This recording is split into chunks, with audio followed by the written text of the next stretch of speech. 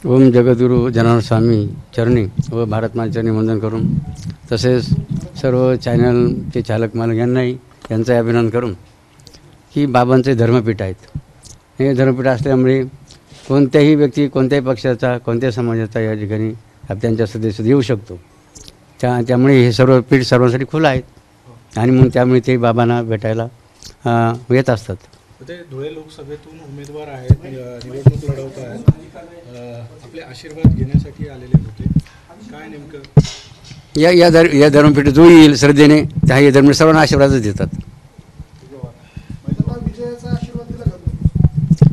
बाबा सांगितलं ना, बाबांचं धर्मपीठ सर्वांसाठी खुलं आहेत.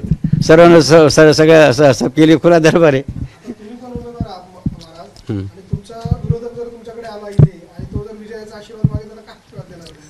ऐका ना, तर बाबाचं धर्मपीठाचं कामच आहेत. कुणी येऊ, शत्रू का मित्र का वैर येऊ, त्यांना आशीर्वादच द्यायचं काम आहे. ज्याच्या श्रद्धेभक्तीनुसार त्याला पुढचं फळ मिळत असतं. महाराज जे भांबरे आले होते, त्यांचा बराचसा मतदारसंघ आपल्या जिल्ह्यामध्ये आहे, जिथे आपले शिष्यगण आहेत, भक्तगण आहेत. तर त्यांनी तशी मदत तुमच्याकडे काय मागितली आणि आपल्याकडे तशी काय मदत केली जाणार? आणि आतापर्यंत नेहमी आमचे भक्त परिवार जे आमच्या विचाराचे असतील त्याप्रमाणे त्यांना ते त्यांच्या पाठीशी राहत असतात. आणखीन एक, भांबरे साहेब हे भाजपचे मोठे नेते आहेत. आपणही नाशिकमधून निवडणूक लढवत आहात. त्यांच्याबरोबर भाजपच्या पाठिंब्याविषयी काही आपलं बोलणं झालंय का? या संदर्भामध्ये आमची कमिटी या ठिकाणी विचार करीत आहेत. नाही, या संदर्भात काही चर्चा झाली नाही.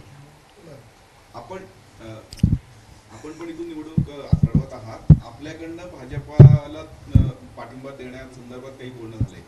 आणि या संदर्भामध्ये आमची जे भक्त परिवार आहे हे सर्वांची चर्चा चालू आहे.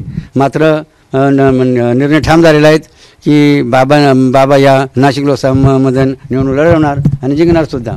आणि 7 लोकसभा मतदारसंघामध्ये आमचे उमेदवारची चाचणी चालू झालेली आहेत. हो, परंतु पुन्हा एकदा हिंदू मतांचं विभाजन होईल असं वाटत नाही का?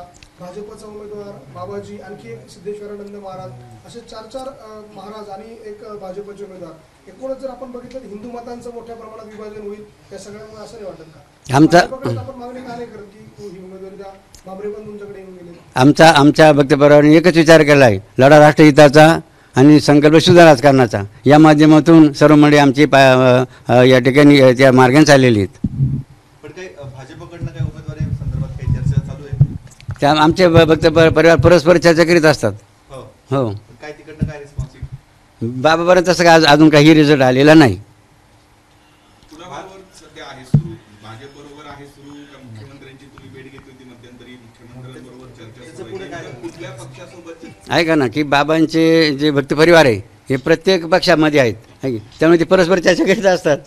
आपण मुख्यमंत्री साहेबांची भेट घेतली होती, 2-3 दिवसांनी पुन्हा जाणार होता, तर ती भेट झाली का पुढची? नाही, नंतरची भेट नाही झाली बाबांची स्वतः. आणि का नाही झाली ते आमचं ती कमिटी ठरवणार त्या संदर्भामध्ये. एबीपी माझा, उघडा डोळे बघा नीट.